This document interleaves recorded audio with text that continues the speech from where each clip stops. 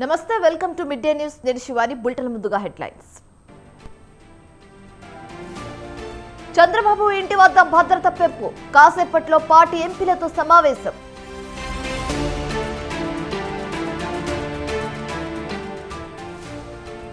YCP ఓటమిపై సమీక్ష చేస్తామన్న గుడివాడ ప్రజలకు సంక్షేమం అందించిన ఫలితాలు తారుమారు అంటూ ఆవేదన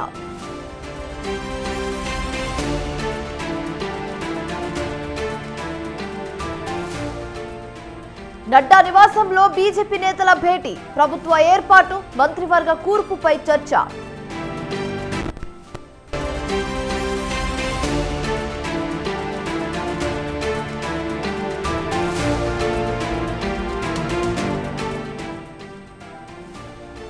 పిన్నెల్లి రామకృష్ణారెడ్డి అరెస్టుకు రంగం సిద్ధం మాచర్లలో భారీగా పోలీసులు పహారా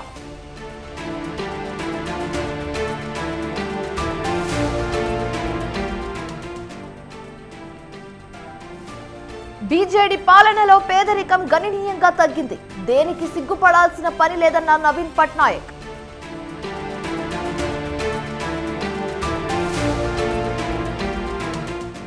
వైనాడ్ రాయ్బరేలీ నుంచి గెలిచిన రాహుల్ ఏ స్థానం వదులుకుంటారని రాజకీయ వర్గాల చర్చ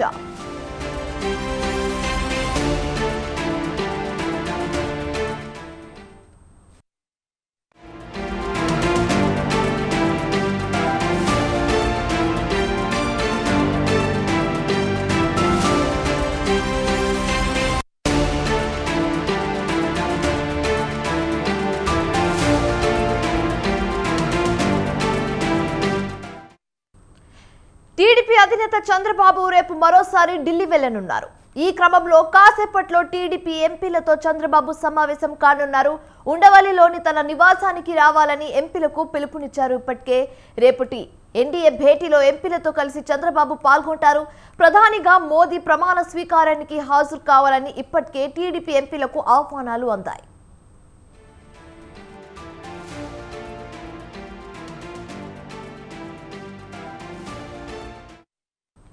మరోవైపు టీడీపీ అధినేత చంద్రబాబు ఇంటి వద్ద భద్రత పెంచారు ఇద్దరు గుంటూరు జిల్లా ఎస్పీల ఆధ్వర్యంలో భద్రత పర్యవేక్షిస్తున్నారు చంద్రబాబును కలిసేందుకు ఎమ్మెల్యేలు ఎంపీలు అధికారులు క్యూ కట్టారు చంద్రబాబును కలిసేందుకు ఇంటెలిజెన్స్ మాజీ చీఫ్ పిఎస్ఆర్ ఆంజనేయులు యత్నించారు ఆయనను కలిసేందుకు ఉదయం ఉండవల్లి నివాసానికి వచ్చారు పిఎస్ఆర్ ఇక ఇదే అంశానికి సంబంధించి మరింత తాజా సమాచారం మా ప్రతినిధి సంతోష్ అందిస్తారు సంతోష్ చెప్పండి ఏపీలో ఎన్డీఏ కూటమి భారీ విజయం జరిగిన తర్వాత కూడా ఇక చంద్రబాబు నాయుడు ఇంటి వద్ద అయితే కనుక చూస్తున్నట్లయితే కనుక భద్రత కూడా మరింత రెట్టింపు చేయడం కూడా జరిగింది ఇప్పటికే S+ కేటగిరీలో ఉన్నటువంటి చంద్రబాబు నాయుడు ఇప్పుడు ప్రస్తుతం చూస్తున్నట్లయితే ఇంకా సీఎం పదవితో ఉన్న నేపథ్యంలోనే ఇక భారీగా అయితే ఇంటి వద్ద భద్రత అనేది పెంపొందించడం కూడా జరుగుతుంది ఇక ముఖ్యంగా మరోవైపు చూస్తున్నట్లయితే కనుక చంద్రబాబు నాయుడు కూటమి అధికారంలో వచ్చిన తర్వాత ఏదైతే రాష్ట్రంలో గెలుపొందినటువంటి ఎమ్మెల్యేలు ఎవరైతే ఉంటారో ఎమ్మెల్యేలు కావచ్చు అదేవిధంగా ఎంపీలు కావచ్చు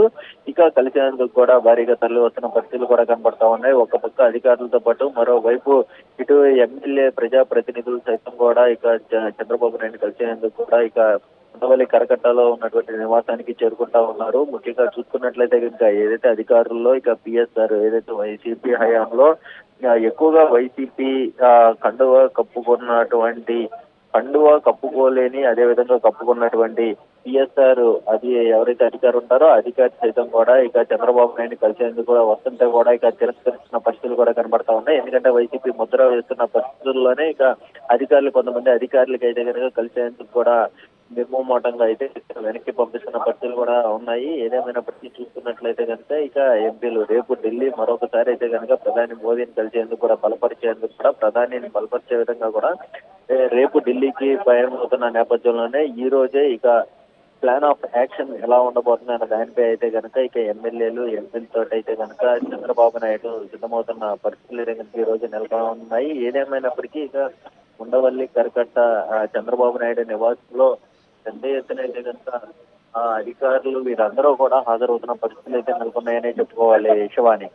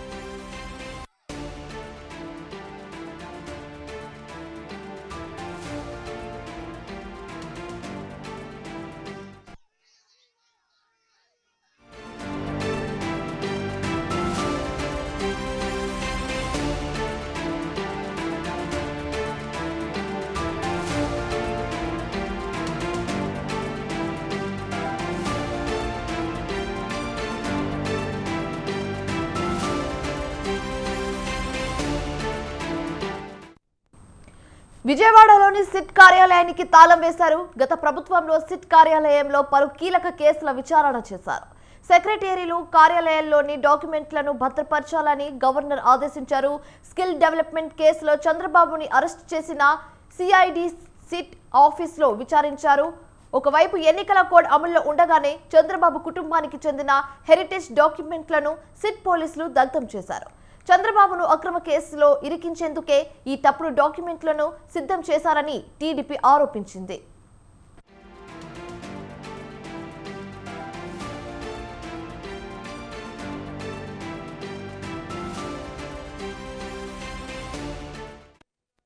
అయితే డాక్యుమెంట్లు దగ్ధం చేయడంపై అప్పటి గవర్నర్ అబ్దుల్ నజీర్కు టీడీపీ ఫిర్యాదు చేశారు. ప్రభుత్వం మార్పుతో విలువైన కీలకమైన డాక్యుమెంట్లు మాయమవుతాయని అనుమానంతోనే సిట్ కార్యాలయాన్ని సీజ్ చేయాలని ఆదేశాలు కూడా జారీ చేయడం జరిగింది. ప్రభుత్వం మారిన నేపథ్యంలో ఫైళ్లు మాయం కాకుండా సిట్ కార్యాలయానికి తాళాలు వేశారు. ఇక ఇదే అంశానికి సంబంధించి మరింత తాజా సమాచారం మా ప్రతినిధి రమేష్ ఫోన్ ద్వారా అందిస్తారు. రమేష్, చెప్పండి. శివాని, గత ప్రభుత్వ హయాంలో తెలుగుదేశం గవర్నమెంట్ లో ఉన్నటువంటి సమయంలో జరిగినటువంటి అవినీతికి సంబంధించి వైఎస్ జగన్ ప్రభుత్వం అనేక అంశాలపైన విచారణ జరిపింది. అందులో ప్రధానంగా స్కిల్ డెవలప్మెంట్ తో పాటు రాజధాని భూములు, అదేవిధంగా రాజధానిలో జరిగినటువంటి ఔటర్ రింగ్ రోడ్డుకు సంబంధించినటువంటి అంశాలకు సంబంధించిన కేసులపైన సిట్ కార్యాలయం వేదికగా జగన్ ప్రభుత్వంలో విచారణ జరిగింది. అయితే మొన్నటి ఎన్నికల్లో ప్రస్తుత వైఎస్ఆర్ ప్రభుత్వం పోయి ప్రధానంగా తెలుగుదేశం పార్టీ ఆధ్వర్యంలోని టీడీపీ కూటమి అధికారాన్ని చేజిక్కించుకున్నటువంటి నేపథ్యంలో సిట్ కార్యాలయానికి సంబంధించి ఇప్పటి ప్రభుత్వం కీలక నిర్ణయం తీసుకోవడం జరిగింది. ప్రధానంగా సిట్ కార్యాలయంలో చంద్రబాబుకు సంబంధించిన కేసులకు సంబంధించిన ఫైళ్లను ఎన్నికల కోడ్ అమల్లోకి వచ్చిన తర్వాత దగ్ధం చేస్తున్నారంటూ పెద్ద ఎత్తున విమర్శలు కూడా వచ్చాయి. ప్రధానంగా హెరిటేజ్ కి సంబంధించినటువంటి కేసుకు సంబంధించి హెరిటేజ్ కి సంబంధించిన పేపర్లను దగ్ధం చేస్తున్నారంటూ పెద్ద ఎత్తున పేపర్లు కూడా బయటకు వచ్చినటువంటి నేపథ్యంలో ఇదే అంశానికి సంబంధించి గతంలోనే తెలుగుదేశం పార్టీకి సంబంధించిన నేతలు గవర్నర్ కూడా ఫిర్యాదు చేశారు. ఈ అన్ని అంశాలను పరిగణలోకి తీసుకున్న తర్వాత ఇప్పుడు ప్రభుత్వం మారినటువంటి నేపథ్యంలో అటు సెక్రటేరియట్ లోని కీలక ఫైళ్లతో పాటు సిట్ కార్యాలయానికి సంబంధించి సిట్ కార్యాలయంలోని కీలక ఫైళ్లు కూడా బయటికి వెళ్లే అవకాశం ఉందనే ఉద్దేశంతో సిట్ కార్యాలయానికి తాళాలు వేయాలంటూ తాజాగా గవర్నర్ ఆదేశించడం జరిగింది. దీంతో పోలీసులు సిట్ కార్యాలయాన్ని తమ ఆధీనంలోకి తీసుకున్నారు. సిట్ కార్యాలయంలో ఉన్నటువంటి ఏ ఒక్క పేపర్ కూడా బయటకు వెళ్లకుండా ఉండేందుకు సిట్ కార్యాలయానికి తాళాలు వేసినటువంటి పరిస్థితి కూడా ఉంది. గతంలోనే ఇక్కడ చంద్రబాబుతో పాటు నారా లోకేష్, అదేవిధంగా మాజీ మంత్రి నారాయణ సహా అనేక కీలక నేతలను ఈ సిట్ కార్యాలయంలోనే అనేక కీలక కేసులకు సంబంధించి కూడా విచారణ చేపట్టడం జరిగింది. ఇప్పుడు గత ప్రభుత్వం మారి మళ్ళీ కొత్తగా ప్రభుత్వం వచ్చినటువంటి నేపథ్యంలో గతంలో జరిగినటువంటి విచారణకు సంబంధించి ఏం జరిగింది, అదేవిధంగా ఆ విచారణ ఎటువంటి లోపాలు ఉన్నాయి అన్నింటినీ కూడా బయటకు తీసేందుకు ఈ ప్రభుత్వం సిద్ధమవుతుంది. దీంతోనే గత ప్రభుత్వ హయాంలో జరిగినటువంటి కేసుల విచారణకు సంబంధించిన ఫైళ్లు ఏవి కూడా బయటకు వెళ్లకుండా ఉండేందుకు గాను సిట్ కార్యాలయానికి తాళాలు వేసినట్టు తెలుస్తూ ఉంది. Shivani, right, thanks for the updates Ramesh.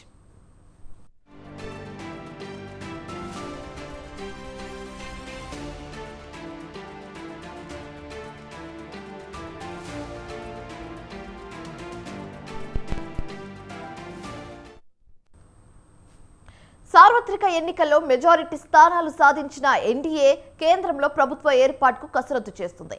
Party జాతీయ అధ్యక్షుడు జేపీ నడ్డా నివాసంలో బీజేపీ, ఆర్ఎస్ఎస్ నేతలు భేటీ అయ్యారు.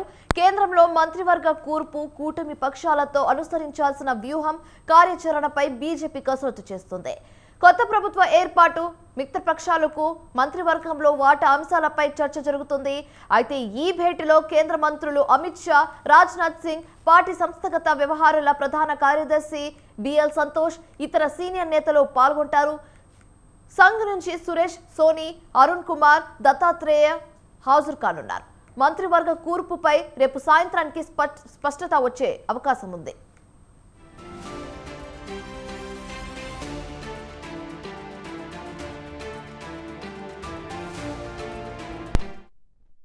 మరోవైపు రేపు ఢిల్లీలో ఉదయం 11 గంటలకు పార్లమెంట్ సెంట్రల్ హాల్లో ఎన్డీఏ పార్లమెంటరీ భేటీ కానుంది. ప్రధానిగా మోదీని ఎన్నుకోనున్నారు ఎన్డీఏ నేతలు. అనంతరం రాష్ట్రపతి ముర్మును కలిసి ప్రభుత్వ ఏర్పాటుకు ఆహ్వానించాలని కోరనున్నారు. ఇప్పటికే ఎన్డీఏ ప్రధాని అభ్యర్థిగా మోదీని ఎన్నుకున్నారు.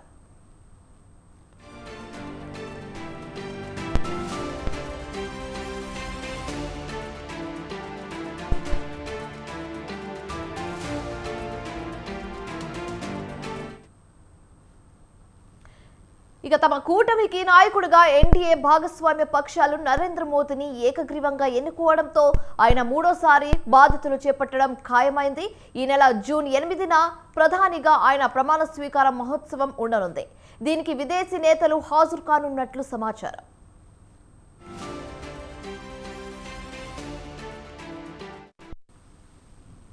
కేంద్ర కేబినెట్లో మంత్రి పదవులు ఎవరికి ఎన్ని దక్కుతాయనేది ఆసక్తికరంగా మారింది.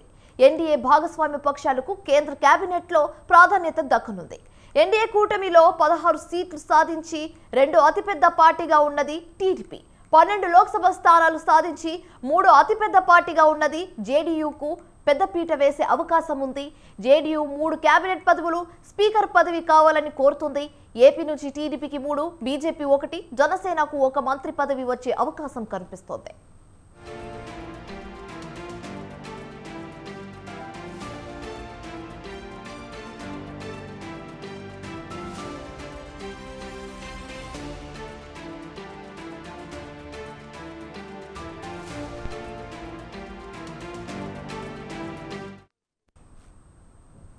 ఏపీ ఎన్నికల్లో ప్రజలు ఇచ్చిన తీర్పుపై మాజీ మంత్రి గుడివాడ అమర్నాథ్ తీవ్ర అసంతృప్తి వ్యక్తం చేశారు. పార్టీ ఓటమిపై సమీక్ష చేస్తామని తెలిపారు. ఏపీలో అధికారం చేపట్టబోతున్న కూటమికి అభినందనలు తెలిపారు. వైసీపీ హయాంలో అనేక రంగాల్లో ఎన్ని సంస్కరణలు తీసుకొచ్చామని చెప్పారు. ప్రభుత్వ పాలనలో ప్రజలు వద్దకు తీసుకొచ్చామని తెలిపారు. విద్య, వైద్య, వ్యవసాయం, రవాణా రంగాల్లో మార్పులు తీసుకొచ్చామని చెప్పారు. ఇన్ని కార్యక్రమాలు చేపట్టినప్పటికీ ఫలితాలు ఇలా ఎలా వచ్చాయో అర్థం కావడం లేదని అమర్నాథ్ అసంతృప్తి వ్యక్తం చేశారు. కాంగ్రెస్ పార్టీ నాయకత్వం అంతా కూడా గౌరవ పెద్దలు పార్టీ అధ్యక్షులు వారు జగన్మోహన్ రెడ్డి గారి నాయకత్వంలో రాష్ట్రంలో ఉన్నటువంటి ముఖ్య నాయకులు, పార్టీ పెద్దలు, పోటీ చేసినటువంటి అభ్యర్థులు అందరం కూడా కలిసి మళ్ళీ దీని మీద సుదీర్ఘమైనటువంటి చర్చ జరగాల్సినటువంటి అవసరం ఉంది. ఓ రకంగా దీని మీద మనం చేసినటువంటి ఎందుకు మనం చేసినటువంటి ఇన్ని కార్యక్రమాలు చేసినప్పటికీ ఈ ఫలితాలు ఏ రకంగా ఎందుకు వచ్చాయి, ఏ లోటుపాట్లు జరిగాయి అనేటువంటిది ఒక రాజకీయ పార్టీగా తెలుసుకోవాల్సినటువంటి బాధ్యత వైఎస్ఆర్ కాంగ్రెస్ పార్టీ మా మీద ఉంది. దాన్ని తెలుసుకునేటువంటి కార్యక్రమం చేస్తాం. దీనివల్ల తప్పు జరిగింది అని అనుకున్నప్పుడు డెఫినెట్గా దాన్ని అధిగమించి రానున్నటువంటి రోజుల్లో దాన్ని సరిదిద్దుకునేటువంటి ప్రయత్నం కూడా వైఎస్ఆర్ కాంగ్రెస్ పార్టీ చేస్తుందనేటువంటి విషయాన్ని కూడా ఈ సందర్భంగా తెలియజేస్తా ఉన్నాం. గడిచినటువంటి 48 గంటలుగా రాష్ట్ర వ్యాప్తంగా అనేక ప్రాంతాల్లో జరుగుతున్నటువంటి దాడుల్ని దయచేసి ఖండించాల్సినటువంటి బాధ్యత కూడా ప్రతి ఒక్కరి మీద ఉంది. ఇంట్లోంచి బయటికి పేరు పెట్టి పిలిచి బయటికి ఏ రకంగా దాడులు చేస్తున్నారు అనేటువంటిది మనం చూస్తూ ఉన్నాం. సామాన్యమైనటువంటి ప్రజల్ని వైఎస్ఆర్ కాంగ్రెస్ పార్టీకి ఓటేశారని చెప్పి అనుకున్నటువంటి ప్రతి ఒక్కరిని ఇళ్లలోంచి బయటికి పిలిచి కొడుతున్నటువంటి సందర్భాలు కూడా మనం చూస్తూ ఉన్నాం. ఇది ప్రజాస్వామ్యానికి ఏ రకమైనటువంటి మెసేజ్ని ఇస్తుందో అనేటువంటిది కూడా వారు ఇంకా ప్రమాణ స్వీకారాలు చేయకముందే ఈ పరిస్థితి ఉంది.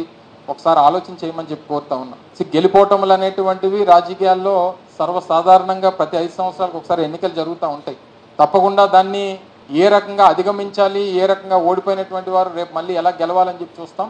గెలిచినటువంటి వారు దీన్ని ఎలా నిలబెట్టుకోవాలనేటువంటి ప్రయత్నం చేయాలి.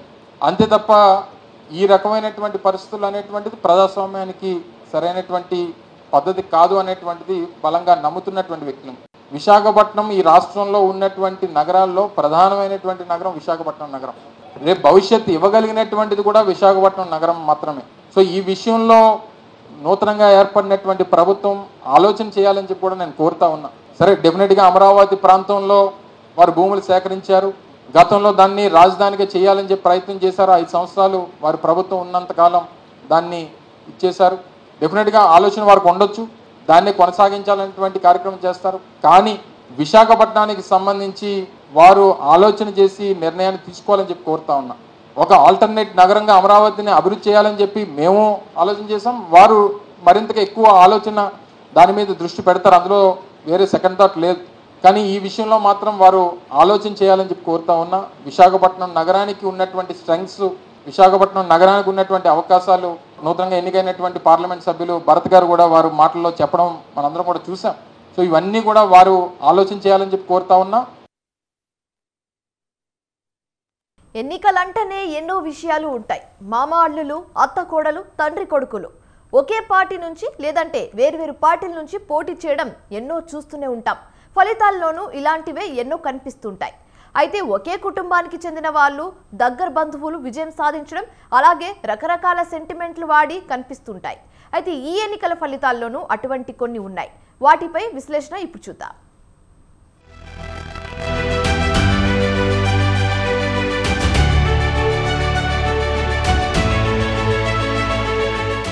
ఏపీ అసెంబ్లీ ఎన్నికల ఫలితాలు వచ్చేశాయి. ఇప్పటి వరకు అధికార పార్టీగా ఉన్న వైసీపీకి కనీసం ప్రతిపక్ష హోదా కూడా దక్కించుకోలేని పరిస్థితి వచ్చింది.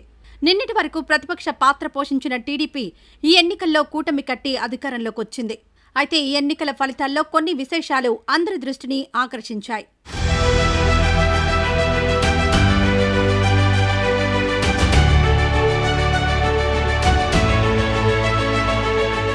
సాధారణంగా ఎన్నికలన్నాక కొన్ని సెంటిమెంట్లు ఎక్కువగా వినిపిస్తుంటాయి, కనిపిస్తుంటాయి. ఉదాహరణకు ఉభయ గోదావరి జిల్లాల్లో ఏ పార్టీ మెజారిటీ సీట్లు కైవసం చేసుకుంటే ఆ పార్టీ ఏ రాష్ట్రంలో అధికారంలోకి వస్తుందనేది ఎక్కువగా చెబుతుంటారు. ఆ రకంగా చూస్తే ఈ ఎన్నికల్లో కూటమి అభ్యర్థులు ఉమ్మడి తూర్పు, పశ్చిమ గోదావరి జిల్లాల్లో ఒక స్థానం మినహా అన్నింటిలో విజయం సాధించారు. దీంతో కూటమి రాష్ట్రంలో అధికారాన్ని ఒడిసిపట్టింది.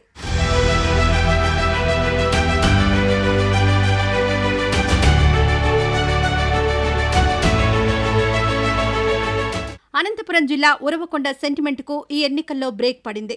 సాధారణంగా ఇక్కడి నుంచి విజయం సాధించిన అభ్యర్థికి సంబంధించిన పార్టీ రాష్ట్రంలో అధికారంలోకి రాదు. 2019లో పయ్యావుల కేశవ్ ఇక్కడి నుంచి విజయం సాధించగా టీడీపీ ఓటమి పాలైంది. కానీ ఈసారి మాత్రం ఆ రికార్డు తిరగరాసింది టీడీపీ కూటమి. ఉరవకొండ నుంచి మరోసారి పయ్యావుల కేశవ్ పోటీ పడి గెలుపొందగా టీడీపీ కూటమి సైతం విజయం సాధించి రాష్ట్రంలో అధికారాన్ని కైవసం చేసుకుంది. తద్వారా సెంటిమెంట్ను చెరిపివేసింది.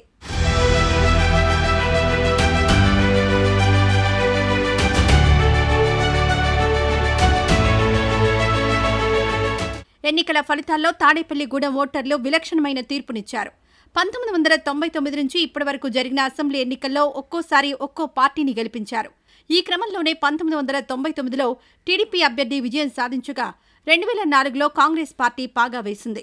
2009లో ప్రజారాజ్యం, 2014లో బీజేపీ, 2019లో వైసీపీ, 2024లో జనసేన తరపున పోటీ చేసిన క్యాండిడేట్లు విజయం సాధించారు. దీంతో మొత్తం 6 సార్లు ఎన్నికలు జరగగా 6 వేర్వేరు పార్టీలు విజయం సాధించాయి.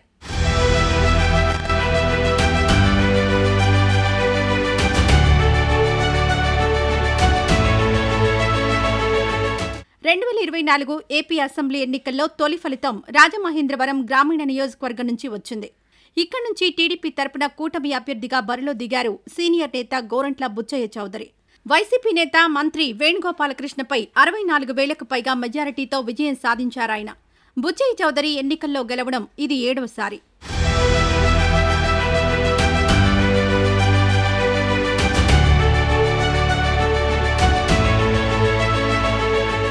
కేవలం ఇవే కాదు, కొన్ని కుటుంబాలకు చెందిన వారు, దగ్గరి బంధువులు సైతం ఈ ఎన్నికల్లో గెలిచినా ప్రధానంగా చెప్పుకోవాల్సింది నారా నందమూరి కుటుంబాలు, వారి బంధువుల గురించే. ఈ ఎన్నికల్లో కుప్పం నుంచి పోటీ చేసి విజయం సాధించారు టీడీపీ అధినేత చంద్రబాబు నాయుడు. ఆయన కుమారుడు నారా లోకేష్ మంగళగిరి నుంచి బరిలో దిగి విక్టరీ కొట్టారు. లోకేష్ మావయ్య, చంద్రబాబు బావుమరిది బాలకృష్ణ హిందూపురం అసెంబ్లీ నియోజకవర్గం నుంచి పోటీ చేసి హ్యాట్రిక్ గెలుపు సాధించారు. ఇక బాలకృష్ణ చిన్నల్లుడు శ్రీభరత్ విశాఖపట్నం నుంచి ఎంపీగా ఘన విజయం సాధించారు. మరోవైపు రాజమహేంద్రవరం ఎంపీగా బరిలో దిగిన నందమూరి బాలకృష్ణ సోదరి పురంధేశ్వరి సైతం విజయం సాధించారు. అంతా గెలవడం, పైగా రాష్ట్రంలో టీడీపీ కూటమి అధికారంలోకి రావడంతో నారా నందమూరి కుటుంబ సభ్యులు సంతోషంలో మునిగి తేలుతున్నారు.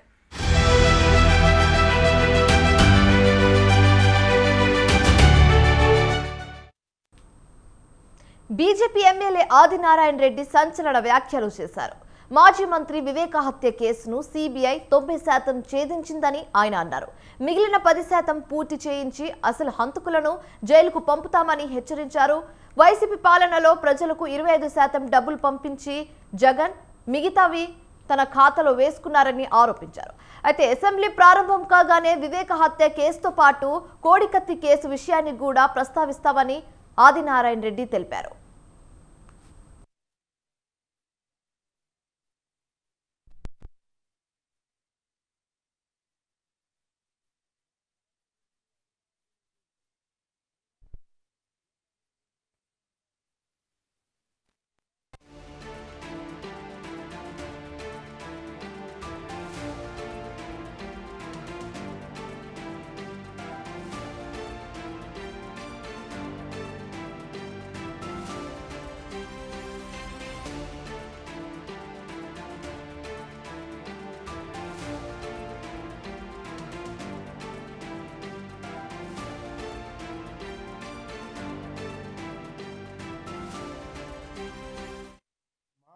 బీజేపీ పార్టీకి సరెండర్ చేస్తాడు.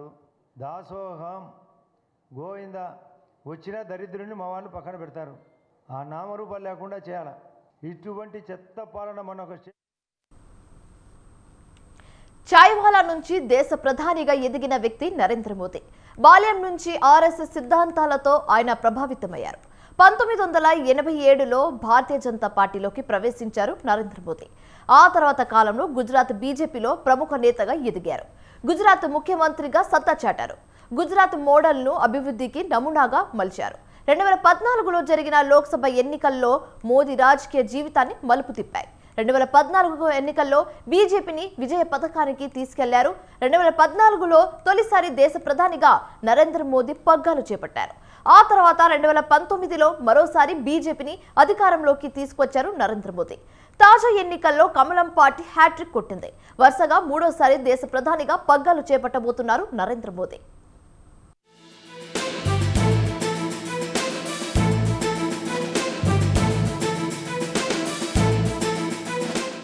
జాతీయ రాజకీయాల్లో ఇప్పటికీ ప్రధాని నరేంద్ర మోడీయే అత్యంత చరిష్మా గల నాయకుడు.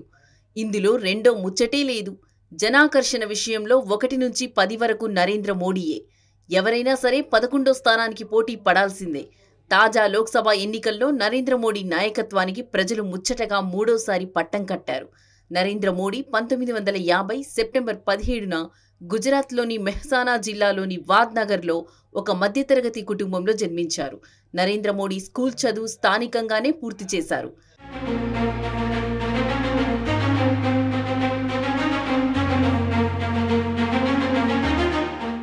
నరేంద్ర మోడీ బాల్యం నుంచి ఆర్ఎస్ఎస్ సిద్ధాంతాలతో ప్రభావితమయ్యారు. 1970వ దశకంలో విశ్వ హిందూ పరిషత్తులో నరేంద్ర మోడీ చేరారు. రైల్వే స్టేషన్లో ఛాయ్ అమ్మడం ద్వారా జీవితం మొదలెట్టిన నరేంద్ర మోడీ అంతిమంగా దేశ ప్రధాని అయ్యారు. ఈ జీవన ప్రస్థానంలో నరేంద్రుడి జీవితం అనేక ఆటుపోట్లకి గురయ్యింది. అనేక ఎత్తుపల్లాలను ఆయన చూశారు. విహెచ్పి నుంచి 1987లో భారతీయ జనతా పార్టీలోకి నరేంద్ర మోడీ ప్రవేశించారు.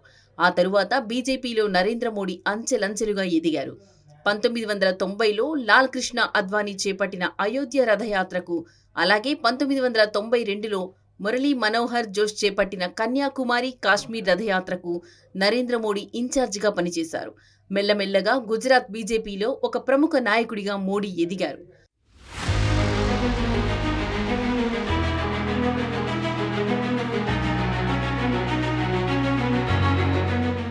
2001 జనవరిలో గుజరాత్లో పెను భూకంపం సంభవించింది. భూకంపం నేపథ్యంలో సహాయ కార్యక్రమాలు చేపట్టడంలో కేశుభాయ్ పటేల్ ప్రభుత్వం విఫలమైందన్న ఆరోపణలు వచ్చాయి. దీంతో కేశుభాయ్ పటేల్ను ముఖ్యమంత్రి పదవి నుంచి బీజేపీ అగ్రనాయకత్వం తొలగించింది. ఈ నేపథ్యంలో 2001 అక్టోబర్లో నరేంద్ర మోడీని గుజరాత్ ముఖ్యమంత్రి పీఠంపై కూర్చోబెట్టింది. గుజరాత్ ముఖ్యమంత్రిగా బాధ్యతలు చేపట్టిన ఏడాదిలోనే నరేంద్ర మోడీ అద్భుత విజయాలు సాధించారు. భూకంపం వల్ల నష్టపోయిన ప్రాంతాల్లో పెద్ద ఎత్తున పునరావాస కార్యక్రమాలు చేపట్టారు. ఆ తరువాత 2012 ఎన్నికల్లో నరేంద్ర మోడీ నాయకత్వంలో గుజరాత్ అసెంబ్లీ ఎన్నికల్లో కమలం పార్టీ పోటీ చేసింది. ఈ ఎన్నికల్లో బీజేపీ విజయ భేరి మోగించింది. నరేంద్ర మోడీ వరుసగా 4వసారి గుజరాత్ ముఖ్యమంత్రిగా ఎన్నికయ్యారు.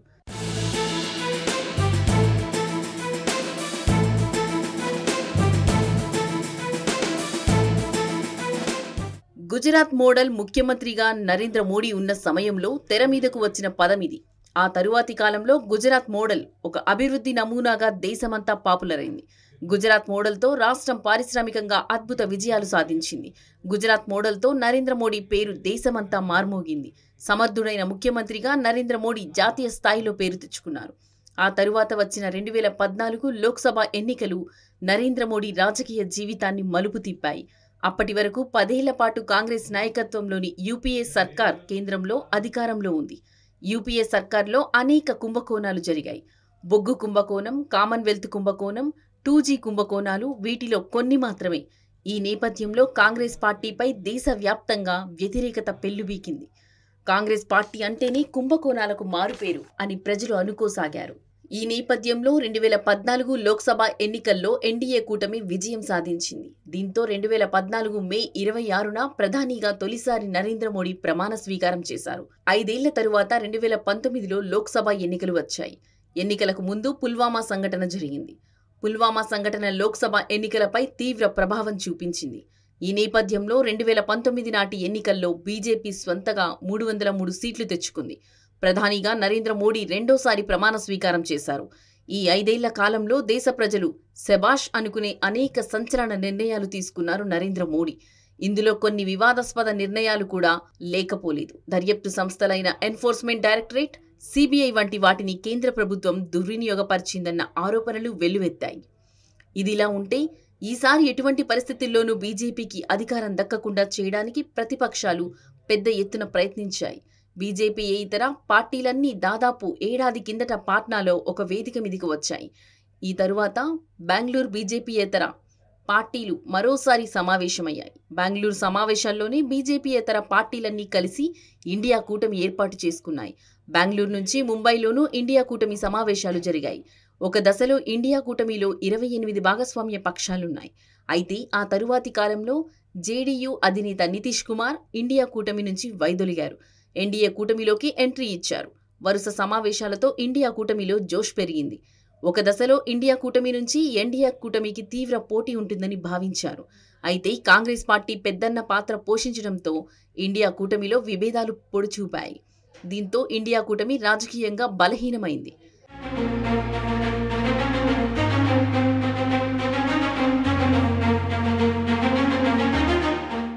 ఇండియా కూటమిలో భాగస్వామ్య పక్షంగా ఉన్న ఆమ్ ఆద్మీ పార్టీ కూడా కాంగ్రెస్ కి దూరమైంది. ఒక దశలో కాంగ్రెస్ తో పొత్తు లేదన్న సంకేతాలు ఇచ్చింది. అయితే ఆ తరువాత తన వైఖరి మార్చుకుంది. ఢిల్లీలో కాంగ్రెస్ తో పొత్తు పెట్టుకుంది. అధికారంలో ఉన్న పంజాబ్లో మాత్రం ఒంటరి పోరు చేసింది ఆమ్ ఆద్మీ పార్టీ.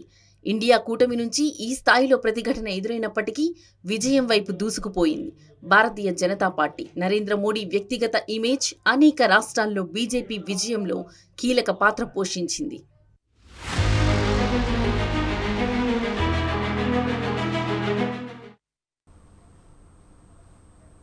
ఏపీలో ఎన్నికల ఫలితాలు వెల్లడించిన సర్వేలో కేకే అంచనాలు అక్షరాల నిజమయ్యాయి.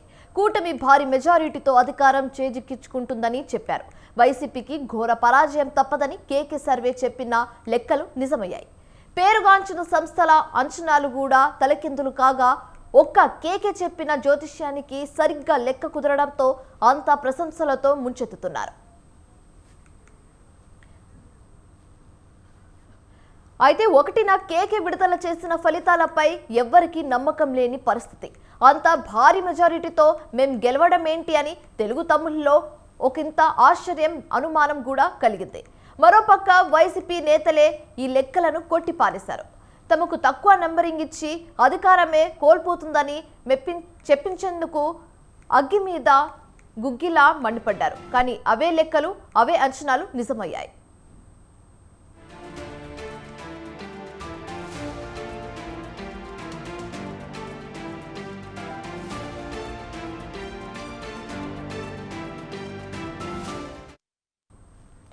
ఇంతకీ జూన్ 1న కేకే సర్వే ఏం చెప్పిందంటే ఈసారి ఎన్నికల్లో టీడీపీ నేతృత్వంలోని ఎన్డీఏ కూటమి భారీ విజయం సాధిస్తుందని అంచనా వేసింది.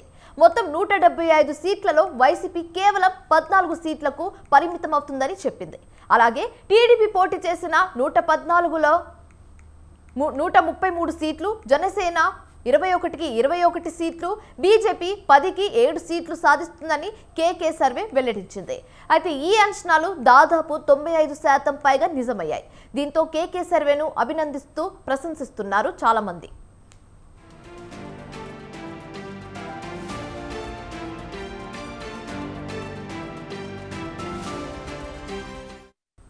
రైట్, ఇవి ఇప్పటివరకు ఉన్న updates. For more updates keep watching స్వతంత్ర న్యూస్.